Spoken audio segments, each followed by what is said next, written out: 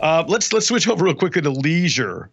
The whole Okay. travel and hotel business obviously is also taking a big hit, and we Hmm. have a lot of other things that have been really pressing on the industry for years, like the Airbnbs, the vacation rentals that everybody's like, well, Right. that's the end of the hotels. And no, they keep on building hotels and they keep on buying more houses to turn into Airbnbs and to turn into vacation rentals. But what's going to have to change there? Is it going to be, besides the vaccine? We know the vaccine is going to change a lot, right? When and if there is a vaccine, but what are they doing in that industry to, really set up for the next generation of concern of health and all that? Yeah. Okay. So, hotel and tourism, at least I think, are at the most risk right now because it's not something you can take home. It's not an experience you can take home. A restaurant is sure it's a great experience to go into a nice fine dining restaurant and enjoy that. But if you can't, or maybe you're not ready for it yet, at least you can still get the food at home. So that's kind of a completely different category when you think post pandemic and post COVID. But when you look at tourism, travel, events, conferences, all those kinds of things, where large crowds have to be because that's the only way it works. At least until we get to teleportation or something like that. But right now, you got to take a plane, or you've got to take a pretty crowded, vehicle somewhere, and an Uber, and then you're landing in a spot that 500 people have slept the night before. So these are issues, and I think the only way they get past it, first they have to get past the consumer um, denial side of it, which is consumers that are going to start to select to travel by car, or as much as they can, and or they're going to start limiting their conferences where last year they might have done 20 conferences, 5 conferences. They're going to cut that down by a magnitude of 70%. So that in itself starts to affect business travel. It affects the hotel industry. Um, I'm not sure that hotels come out of this as hotels anymore. I think they're going to have to become something of a hybrid. I'm not sure yet what that is, but Airbnb is working on the experiences concept. If I'm traveling, I'm probably going to stay in an Airbnb because I know that one, it's a two-way rating system. I know that one person was there, or two, or a family was there yesterday, and there wasn't 50 families that at like a Disney resort walked into that into that lobby and into that restaurant or restrooms.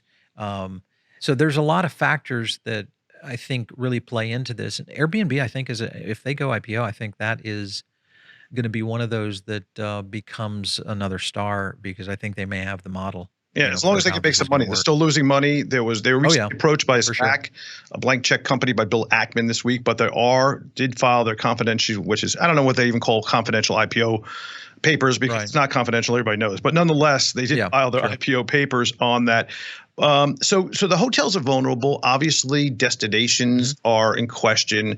Conference facilities like a Vegas, what happens there when so much Oh. of the traffic is built on the nonstop conferences that are there, and then you have, Yeah. not to mention, the entertainment. What do you do about that when these venues have major contracts with whoever it is now, whether it's Celine Dion Yeah. or whoever's the name of the week at a particular place? I mean, it just seems like it's a real, they're gonna have a real problem for a long time if in fact we continue on with the technology and virtual kind of meetings. Yeah. Well, I think what we've already done damage to society, Mm. meaning that the average American today is, on average, is in a position that they believe that they're probably not going to transact their life in the same way that they used to. And I talk to people all the time, very, very educated people that just simply say, "Listen, I'm limiting all the contacts I can. I look at every amount of contact throughout a day, and I look at which ones I can eliminate." If you're starting your day off thinking about how you can eliminate contacts, Not that's good. long term. Yep. That's a long term change. in someone's habits. It's like when somebody changes their lifestyle in eating or they change their lifestyle in exercise, it becomes a lifestyle. Yeah. And I think that's what we're dealing with. And if that occurs, even if a vaccine comes into play and we get some kind of, a massive 180 from the government, meaning everything's safe, everybody can return to as whatever you were doing before. And oh, by the way, we have all these, these bulletproof vaccines, and I just don't see that happening anytime soon. And that is providing that nothing else happens between now and that period of time, whether that's 1 year, 2 years, or 5 years down the road. The longer that society is relegated to this kind of scenario, and we study consumer science a lot here around behavior, around food, trends, all that. We've been doing it for a decade. And I just feel that we have crossed a point of no return in where we just have to shift everything we ever knew about business into something completely different. So boutique experiences will become a thing. The problem is it's going to be mostly for the wealthy. We are going to see underground dining come back, and I think underground dining will again be just for the wealthy. It's going to further separate the middle class, and it's going to further separate the wealthy from reality. Yeah, it seems to be a trend. That whole yeah, terrible. So these are problems. I think we'll just see an automatic shrinkage of the industry. If you look at Vegas, I would say 20% of Vegas goes away, maybe more. And that's just simply going to be because of lack of traffic. And until they get to a virtual model, which I think for gambling, there's some models out there right now that are somewhat, effective.